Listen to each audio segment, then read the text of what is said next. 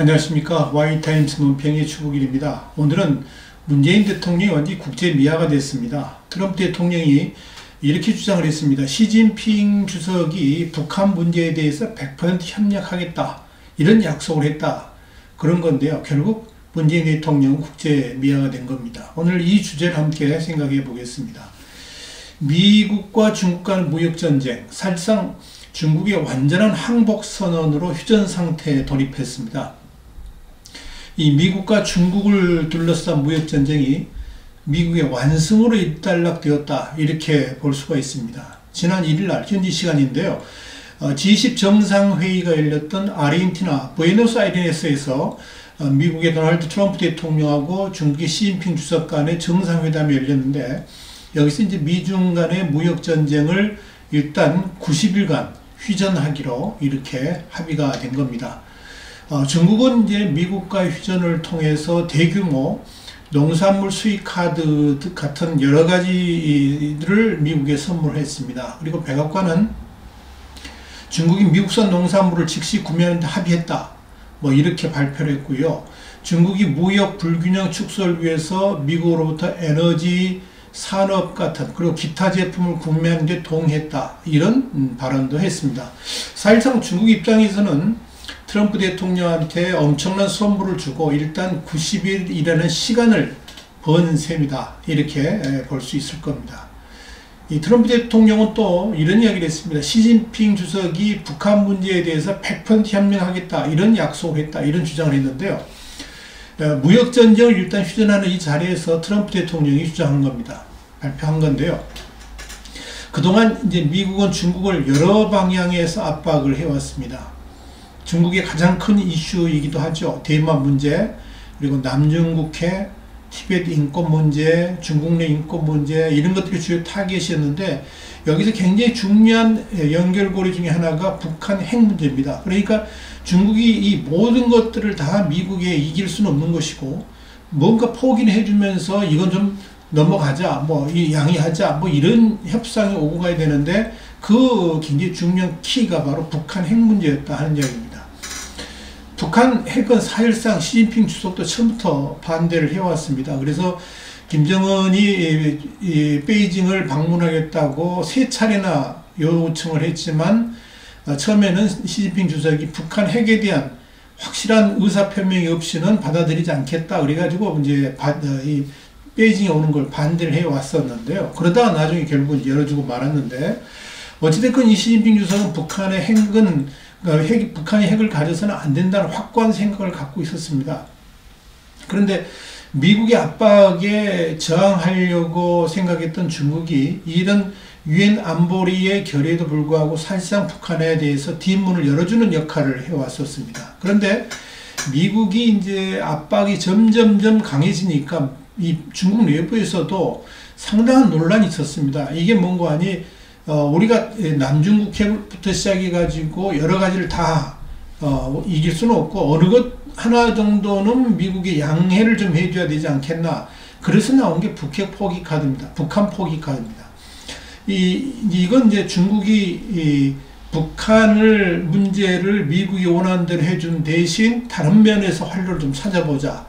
남중국해 문제도 강하게 압박을 받지 않는 방법을 찾아보자.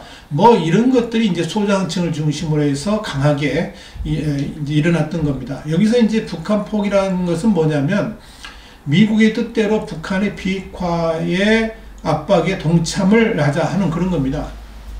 무역전쟁이 칼날이 거센데, 북한에 대한 그 대북 제재까지 허무는 주역으로 중국이 부상을 하게 되면 중국의 근본이 무너질 수도 있다는 그런 주장입니다. 이런 관점에서 중국도 본격적으로 이제 대북 압박의 길로 나설 수밖에 없는 상황이 된 것이고, 미중 간의 무역 전쟁에서도 북한 문제도 미국의 선물로 준 셈이 된 겁니다. 그러니까 그동안에 이제 중국이 어떤 면에서는 미국을 이길 수도 있다는 생각을 갖고 있었는데, 결국은 그 모든 것들을 내려놓는 그런 셈이 된 겁니다. 그래서 중국이 우선 조치를 취한 게 북한에 대한 송금 자체를 봉쇄하기 시작했습니다. 11월 중순부터 시작된 일이고요.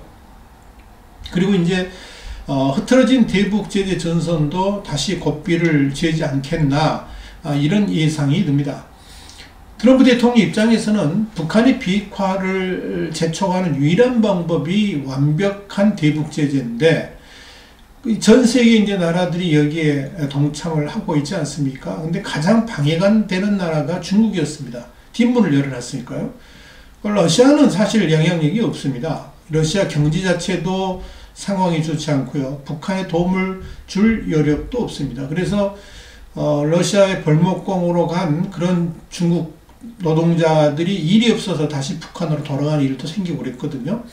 근데 미국 입장에서는 중국의 고삐를 강력하게 쥘 수만 있다면 북한 비핵화 문제도 해결의 길로 갈 수 있다고 판단한 겁니다. 그래서 이번에 미중 정상회담에서 원래는 통상 문제가 주요 이슈지만 강력한 대북 제재 동참을 미국이 재차 요구했다, 이렇게 볼 수 있을 겁니다. 물론 정상회담 이후에 왕이 외교부장이 그동안 주장해왔던 대로 쌍궤 병행, 한반도 평화체제 협상과 비핵화 협상을 병행해야 된다, 뭐 이런 원론적인 이야기를 다시 강조하긴 했지만 이건 이제 중국의 체면치레용이고요. 방점은 미국의 뜻대로 간다는 데 있을 겁니다. 이걸 가지고 또 국내 언론들은 뭐 트럼프 대통령이 과하게 발언했지 않느냐, 뭐 이런 이야기 있는데, 이건 좀 제대로 이 상황을 읽어볼 필요가 있는 겁니다. 근데 문제는 문재인 정부입니다. 그래도 북한 편에 서가지고 미국에 맞설 것인가 하는 이야기입니다.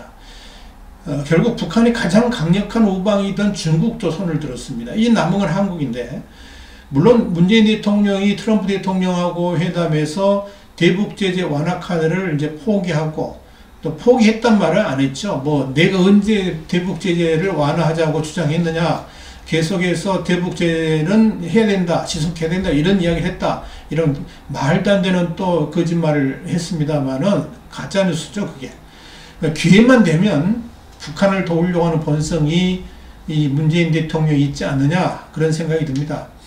지금 이 시점에서 김정은의 서울 답방을 강력하게 추진하는 것도 결국은 문재인 정권의 본심이 어디 있는가를 한마디로 보여주는 겁니다.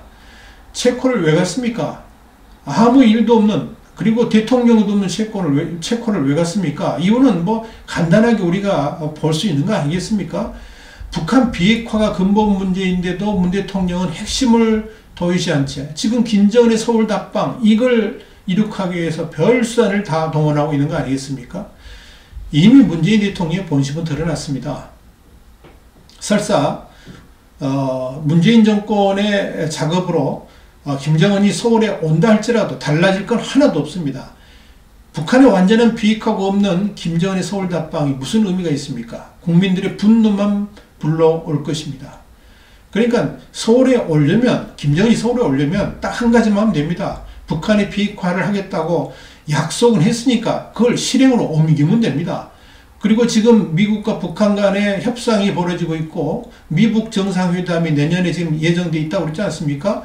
북한 핵 리스트를 미국에 제출하고 그리고 대북 제재 완화하면 되는 겁니다. 그러면은 한국 정부도 무조건 북한을 도울 수 있는 거 아니겠습니까? 그럼에도 불구하고 비핵화는 하지 않고 꼼수를 보겠다 하는 생각을 갖고 있다 그러면 이건 그야말로 김정은도 국제 미아가 되지만 그 김정은에 동조하는 문재인 정권도 국제 미아가 될 수밖에 없을 겁니다. 정치도 지금 엉망이고요. 경제는 말할 것도 없죠. IMF 경제 위기 때보다 더 심각해진 그런 상황입니다. 이제 북한 문제마저도 길을 잃어버렸습니다. 문재인 정권의 미래가 암담해 보입니다. 언제까지 가나 한번 두고 봅시다. 오늘은 트럼프 대통령이 주장한 내용인데 시진핑 주석이 북한 문제에 대해서 100% 협력하기로 약속했다. 그래서 문재인 대통령이 국제 미아가 됐다. 이런 주제를 가지고 함께 생각해 봤습니다. 다음 시간에 다시 뵙겠습니다. 감사합니다.